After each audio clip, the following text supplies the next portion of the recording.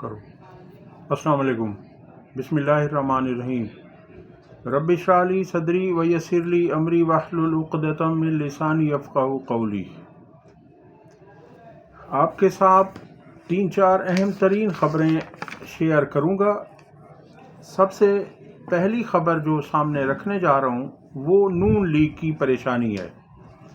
اس میں ایک شاعر نے بہت خوبصورت شعر کہا ہے، وہ آپ کے سامنے رکھتا ہوں۔ وہ کہتا ہے کہ یہ اڑی اڑی سی رنگت، یہ کھلے کھلے سے گیسو، یہ اڑی اڑی سی رنگت، یہ کھلے کھلے سے گیسو، تیری صبح کہہ رہی ہے تیری رات کا فسانہ۔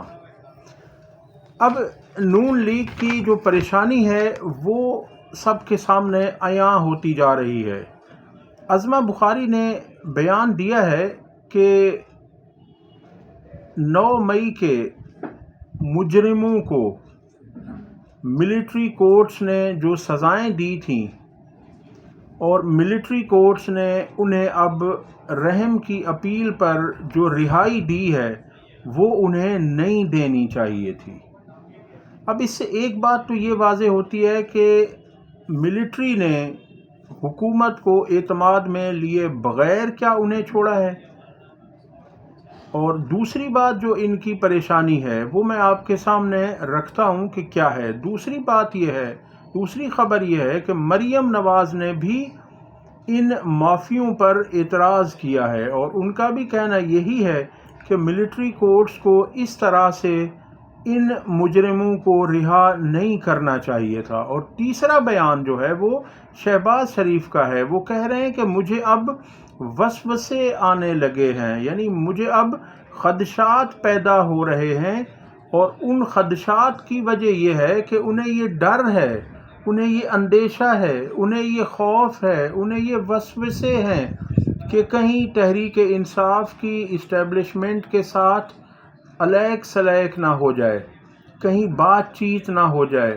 کہیں اسٹیبلشمنٹ اس طرف نہ چلی جائے کہ وہ کہے کہ واقعی جو کچھ اب تک نون لیگ نے کیا ہے الیکشن کے ذریعے، دھاندلی کے ذریعے، حکومت کے ذریعے، وہ غلط تھا، یا اسٹیبلشمنٹ نون لیگ کی حکومت کی بیکنگ چھوڑ دے۔ تو اس لیے اب یہ تمام چیزیں ہو رہی ہیں۔ اور دوسری طرف جو مین وجہ ہے ان خدشات کی، ان اندیشوں کی، ان وسوسوں کی، وہ یہ ہے کہ جو لوگ 19 ماہ یا 20 ماہ قید کاٹ کر باہر نکلے ہیں وہ ایک سیسا پلائی ہوئی دیوار بن چکے ہیں، وہ کندن بن چکے ہیں، وہ ظلم، ستم، تشدد، بربریت، قید و بند کی صعوبتیں برداشت کر کر کے اب وہ کندن بن چکے ہیں۔ اب وہ جب باہر آئے ہیں تو ان کے سامنے ان کی تکالیف کچھ بھی نہ رہیں۔ انہوں نے باہر آ کر جو بیانات دیے، جو ان کا استقبال ہوا عوام نے، کارکنوں نے، جو انہیں اپنے سر پر بٹھایا، وہ قابل دید تھا۔ وہ عام عوام کے لیے، پاکستانی عوام کے لیے، تحریک انصاف کے لیے تو قابل فخر تھا ہی، مگر عام عوام نے بھی اسے بہت پسند کیا، بہت سراہا۔ دوسری طرف جو حکومت ہے وہ یہ سب کچھ دیکھ کر مزید پریشان ہو گئی۔ ان کا یہ سوچ تھی ان کی کہ یہ لوگ اب جب باہر نکلیں گے تو چونکہ ان کے اوپر ظلم ہوا، ستم ہوا، انسانی حقوق کی پامالیاں کی گئیں ان کے ساتھ، انہیں کوئی قانون تک رسائی نہیں دی گئی، انہیں وکیل تک رسائی نہیں دی گئی، ان کا کوئی آزاد ٹرائل نہیں ہوا، اوپن ٹرائل نہیں ہوا، تو یہ لوگ جب باہر نکلیں گے یہ تحریک انصاف سے نالاں ہوں گے، یہ عمران خان صاحب کو چھوڑ جائیں گے۔ مگر ایسا ہوا نہیں، وہ مزید جڑ گئے، وہ ایک ایسی بانڈنگ میں جڑ گئے کہ اب انہیں توڑنا مشکل نہیں، ناممکن نظر آتا ہے۔ یہ میں آپ کے سامنے کچھ ویڈیوز رکھوں گا، آپ دیکھیے گا کہ کس طرح سے ہوا۔ پہلے تو آپ یہ دیکھیے کہ یہ قیدی جو پشاور جیل سے رہا ہوئے، وہ دیکھیے کہ وہ کس طرح سے نعرے مار رہے ہیں، کس طرح سے وہ نعرے لگا رہے ہیں عمران خان کے حق میں۔ دیکھیے جی آپ نے دیکھا تو ان لوگوں کا جو جوش ہے، جذبہ ہے، ولولہ ہے، محبت ہے، عقیدت ہے، وہ مزید بڑھ گئی ہے۔ انہوں نے کہا کہ ہم پر جو ظلم ہوا، جو ستم ہوا، وہ ہمیں یاد بھی نہیں ہے۔ ہم تو چاہتے ہیں ہمیں حقیقی آزادی اس وقت ملے گی جب ہمارا لیڈر، جب ہمارا قائد عمران خان صاحب ہمارے درمیان ہوگا۔ انہوں نے کہا یہ قید تو کچھ بھی نہیں ہے، ہم تو اپنا خون دینے کو تیار ہیں، ہم اپنی جان عمران خان صاحب پر اور ان کی تحریک پر وارنے کو تیار ہیں۔ یہ دیکھیے، یہ دوسرا کلپ دیکھیے کہ یہ لوگ کیا کہہ رہے ہیں۔ جی آپ نے دیکھ لیا۔ اب اسی طرح سے اب میں آپ کے سامنے جو زاہد خان ہے اس کا کلپ سامنے رکھنے جا رہا ہوں، اور آپ دیکھیں کہ وہ خان کا، تحریک انصاف کا اصلی نسلی سپاہی ہے۔ وہ کیا کہہ رہا ہے؟ وہ بھی یہی بات کہہ رہا ہے۔ تمام لوگوں نے جو رہائی پا کر باہر نکلے ہیں، ان تمام کا ایک ہی مقصد ہے، ایک ہی مشن ہے، ایک ہی موٹو ہے کہ ہم تحریک انصاف کے ساتھ ہیں۔ جتنا ظلم ہم پر ہوا اس کی ہمیں کوئی پرواہ نہیں۔ وہ کہتے ہیں کہ ہمیں خان جب بھی بلائے گا ہم اس طاقت سے نکلیں گے، ہم اس سے بلکہ زیادہ طاقت سے نکلیں گے، اور ہمارے جو حوصلے ہیں، ہمارے جو جذبے ہیں وہ کم نہیں ہوئے بلکہ مزید بڑھ گئے ہیں۔ یہ سنیے وہ کیا کہہ رہے ہیں۔ جی اب اگلی جو ویڈیو ہے وہ میں آپ کے سامنے رکھنے جا رہا ہوں محمد الیاس کی۔ یہ کہتے ہیں کہ یہ ہماری رہائی نہیں ہے، ہم اسے رہائی نہیں سمجھتے۔ ہماری حقیقی رہائی، ہماری حقیقی آزادی اس وقت ہوگی جب عمران خان صاحب ہمارے درمیان ہوں گے، جب عمران خان صاحب رہا ہوں گے، اور باقی ہماری پارٹی کے کارکنان جو ہیں وہ بھی جب سب کے سب باہر آ جائیں گے، تب وہ ہماری آزادی ہوگی، ہم اسے آزادی تصور کریں گے۔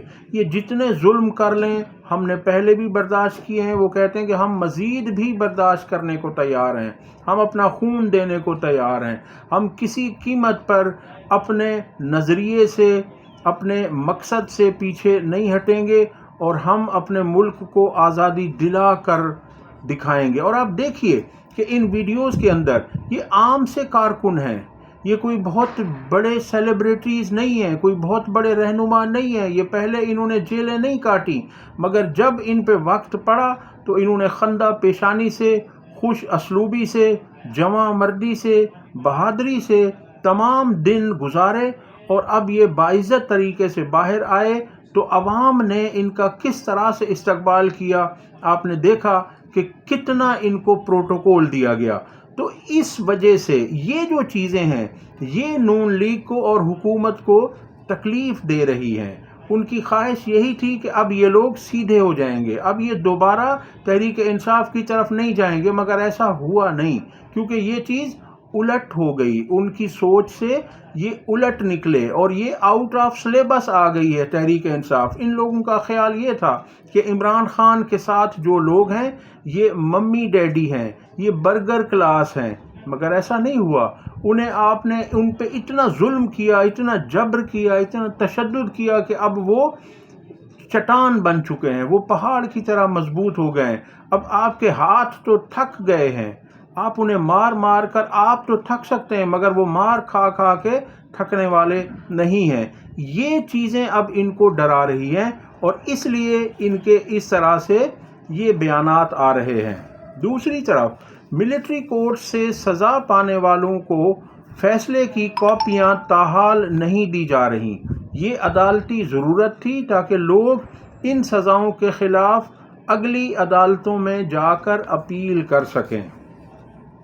آپ کے علم میں ہوگا کہ جب کسی سزا کے خلاف اپیل کی جاتی ہے تو اس میں جو پہلا سب سے اہم کاغذ ہوتا ہے، جو ڈاکیومنٹ ہوتا ہے، وہ آرڈر ہوتا ہے، وہ ججمنٹ ہوتی ہے، وہ تفصیلی آرڈر ہوتا ہے، اسے لے کر اگلی عدالت میں اپیل کی جاتی ہے۔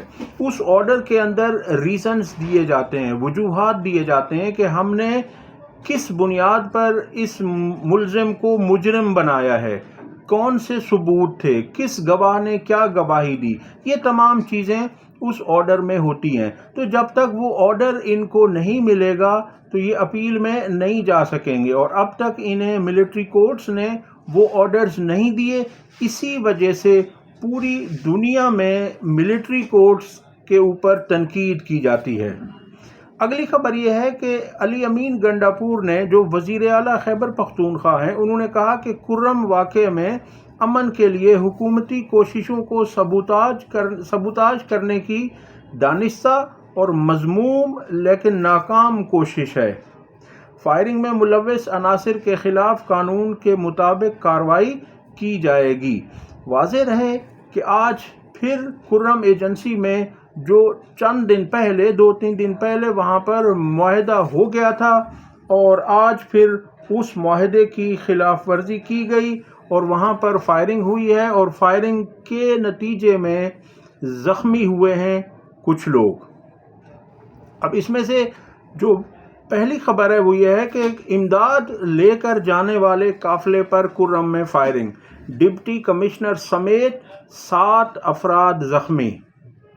لوور کرم کے بگن علاقے میں سرکاری گاڑیوں پر فائرنگ کے واقعے میں ڈپٹی کمشنر زخمی ہو گئے۔ لوور کرم میں، یہ ایکسپریس نیوز کی خبر ہے، لوور کرم میں سرکاری گاڑیوں پر نامعلوم افراد کی جانب سے فائرنگ کا واقعہ پیش آیا، جس میں ڈپٹی کمشنر کرم جاوید اللہ محسود زخمی ہوئے۔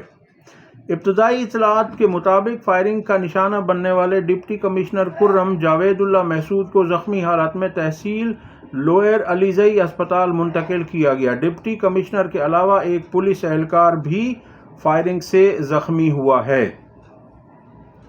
اچھا جی، اسی طرح سے اگلی خبر میں آپ کے ساتھ شیئر کرتا ہوں، وہ یہ ہے کہ شام کے معزول صدر بشار الاسد کے روس میں زہر دے کر قتل کرنے کی کوشش کا انکشاف۔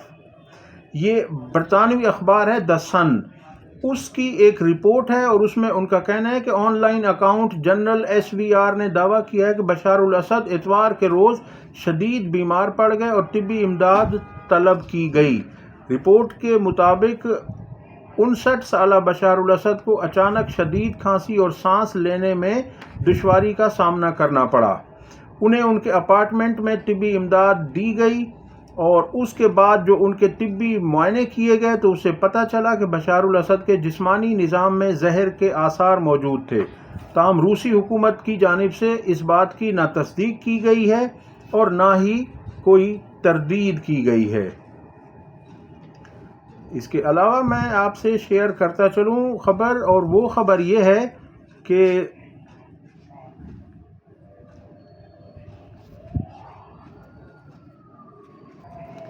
سابق صدر عارف علوی نے کہا ہے کہ سوشل میڈیا مکمل بند کرنے کی کوشش جاری ہے، کیونکہ وہ ان کے جھوٹ کا پرچار نہیں کر رہا۔ پاکستان بہت پیچھے رہ جائے گا اگر جلد ہی ان خوف زدہ اور بوسیدہ علم و عقل کے دشمنوں کو کرسی سے اتارا نہ گیا۔ یعنی ان کا کہنا ہے کہ ان لوگوں نے جو ملک کی حالت کر دی ہے، تمام چیزوں کو بند کرتے جا رہے ہیں، خصوصاً سوشل میڈیا، کاروبار، روزگار، یہ تو سب کچھ فیکٹریاں پہلے ہی بند ہو چکی ہیں اور کافی ساری بند ہونے جا رہی ہیں۔ تو ان کا کہنا یہ ہے کہ اگر ان لوگوں کو کرسیوں پر بٹھائے رکھا گیا تو یہ مزید ملک کو نقصان پہنچائیں گے۔ عارف حمید بھٹی صاحب نے ان کی حکومت پر تنقید کی ہے، اور ان کا کہنا یہ تھا کہ چند دنوں سے 20 مختلف کاروبار کرنے والوں سے ملاقات ہوئی۔ تعجب ہے کہ ان کا کہنا ہے جتنی کرپشن اب سرعام ہو رہی ہے اس سے پہلے کبھی نہ تھی۔ ایسا لگتا ہے مختلف محکموں میں کرپشن کا مقابلہ ہو رہا ہے۔ حکومت کے لیے مشکل ہوگا کہ کرپشن کرنے میں پہلا نمبر کس کو دیا جائے۔ اب اگلی جو خبر ہے وہ خواجہ آصف کی ہے۔ وہ کہتے ہیں کہ تمام انٹرنیشنل ریاستی تعلقات میں سودے بازی دو طرفہ ہوتی ہے، مفت امداد نہیں کی جاتی۔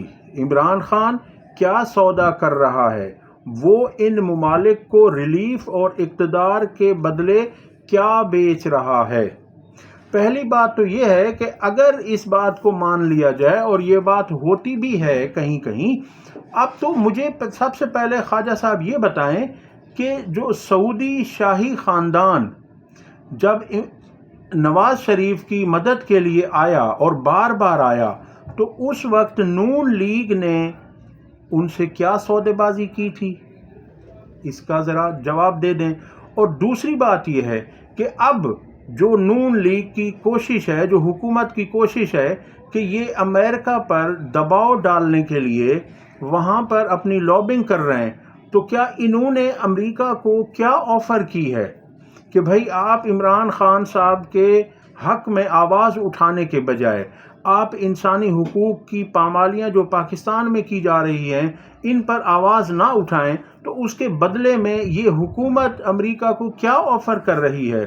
اطلاعات تو یہ ہیں کہ یہ اسرائیل کے حق میں بھی کوئی ایسا بیان دے سکتے ہیں، اور ان کے بہت سارے اور مطالبات بھی ہیں جو کہ سامنے آئیں گے تو وہ آپ کے سامنے رکھیں گے۔ ابھی تک یہ رپورٹڈلی یہ خبریں ہیں کہ یہ انہوں نے، ابھی جو ان کے صحافی ہیں وہ یہ بات کہہ رہے ہیں کہ سعودی عرب کو بھی سرگرم کر دیا گیا ہے، تو وہ ایسی بات نہیں ہے۔ سعودی عرب عمران خان کا بھی بہت اچھا دوست ہے۔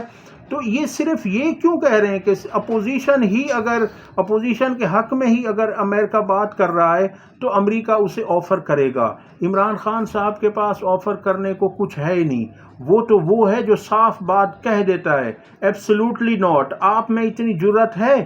اگر ہے تو آپ بھی کہہ دیں۔